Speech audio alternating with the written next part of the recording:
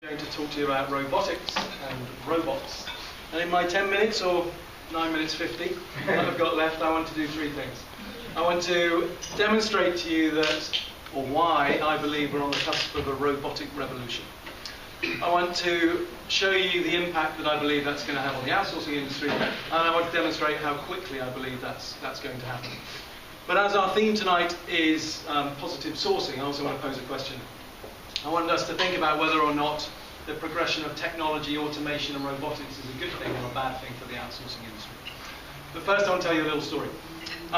So those of you who already know me will probably know I'm a simple country lad. I grew up on a pig farm in South Devon.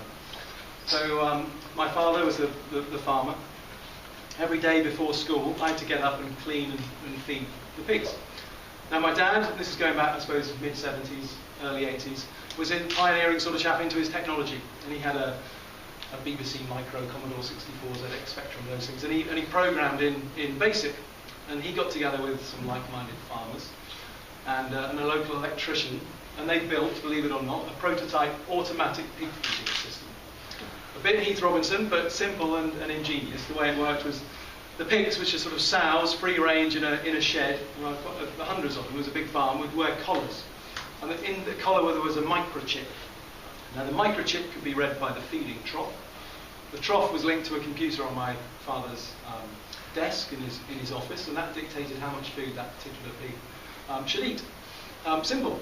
And it meant that my father could spend more time on higher value tasks or spend more time in bed. I still had to get up and feed these damn things, of course. But I tell you that story as an example of the most manual of manual processes that are able to be automated by technology.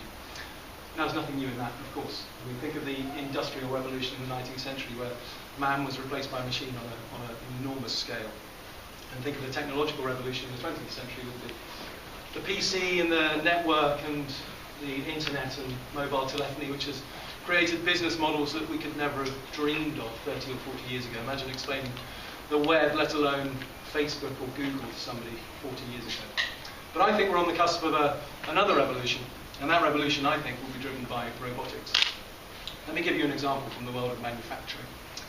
There's nothing new about robotics in manufacturing. Of course, robots have been used in manufacturing for the last 30 or 40 years, but those robots are huge robots. Think of factories in the Far East producing cars, for example. So robots in cages that cost hundreds of thousands, if not millions of pounds, and take months, if not years, to tool up and get ready, controlled or programmed by highly skilled engineers. The revolution I'm talking about is a robot on a much more accessible scale, used in manufacturing, but able to work with humans. Now, just before Christmas I went to the States. I went to see a company called Rethink Robotics. Rethink Robotics is headed up by a guy called Rodney Brooks. Rodney he is one of the foremost roboticists in the world. He was a roboticist at MIT, and he set up Rethink Robotics to create an accessible robot that could work alongside humans in a production line environment. Now, I went into the Rethink factory, their sort of demo factory, and I was able to work with this robot he's produced, which is called Baxter.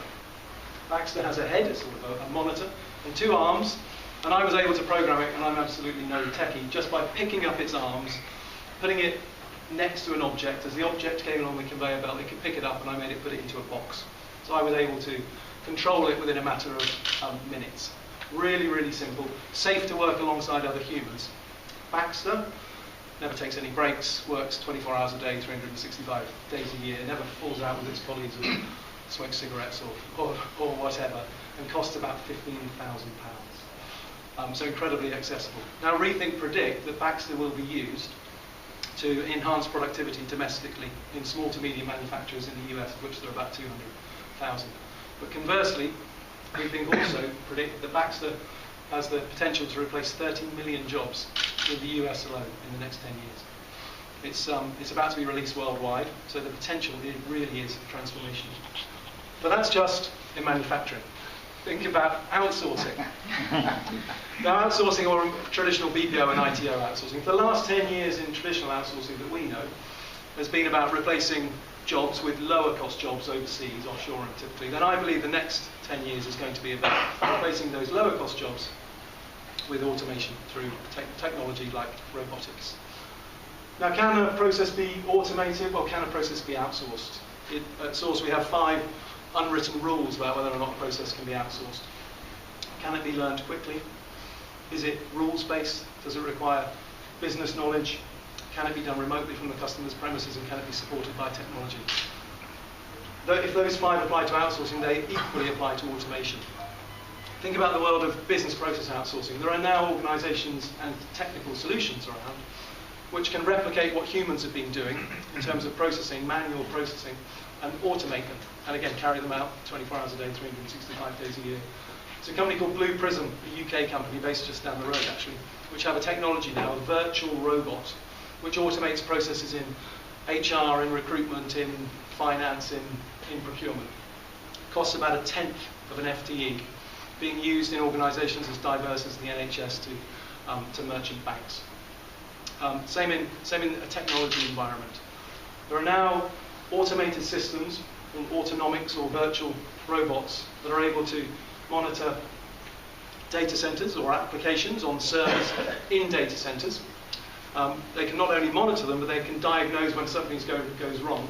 Not only that, they can fix the issue themselves, and they can remember what they fixed so that issue never happens again. So these are intelligent robots, artificial intelligence. It's a company called IPsoft that delivers those, which who claims that they can reduce manpower in a data center environment by 70%. IPsoft also have a virtual service desk assistant, which is called Eliza. Eliza sits on a help desk, or virtually sits on a help desk, answers the phone, and hold a conversation with you. You wouldn't know you were talking to a robot. Types emails and IMs, can take 2,000 calls a day, and can fix 2 out of 3 help desk issues with absolutely no human intervention. So, potential to be truly transformational. Very immature at the moment, but expanding very, very quickly, as I will explain later. So that's facts, exactly. But it's not just in the outsourcing industry. In other industries as well, the potential for robotics and automation to be truly transformational. Think of traditional industries. Let's think of journalism, for example. There are now automated systems which can write articles for you, so journalists can spend more time in the pub, just purely based on keywords. Think of the medical industry. The digital technology, automated technology now enables remote operations to take place. My father seems to be the star of the show this evening. He has a pacemaker. His pacemaker is linked remotely to his doctor's surgery. If his heart goes out of rhythm, the doctor knows about it almost before he does. There are now intelligent toilets. If you deposit something into that toilet, it can know there's something wrong with you before you do. How it works with bleach when you're cleaning the thing out, I've no idea. Think of catering in restaurants. There is now a restaurant in China which is totally staffed by robots. No people in there at all. They'll meet you at the door, they cook your food, they wait on your table, you pay the robot. Think of the motor industry. There are now Google, Nissan, Audi, Toyota are all making driverless cars. So you simply get into the car and you tell it where you want it to go, and it does the rest. You carry on doing your emails or tweets. So potential for it to be truly transformational across various industries. And it's all happening incredibly quickly. Think of Moore's Law, which we apply to technology, to IT. So Moore's Law was a principle developed by Gordon Moore, one of the co-founders of Intel in the 60s. And he predicted that the power of a processor, a microchip, would double every 2 years. If you apply that law to robotics, you think of some of the basic fundamentals we'll be talking about today, and think of that in 5 years, 10 years, 15 years, 20 years, mind-boggling what robotics might or has the potential to do to industries, really change things. I'm almost done. I set out tonight to do 3 things. To try and demonstrate to you why I believe we're on the cusp of a robotic revolution, so I hope I've done that. Secondly, to show you the impact that it could have on the outsourcing industry. I hope I've done that. And to demonstrate that it's going to happen very fast. But I also posed a question. Is that a good thing or a bad thing from a sourcing perspective? Is it a good thing that mundane, repetitive, boring, low-level tasks which lead to high levels of attrition from an outsourcing perspective will be replaced by technology, enabling those people to focus on higher level tasks? Or is it a bad thing which will lead to high levels of unemployment and social unrest? So all those years ago on my father's farm. I think I'm almost there.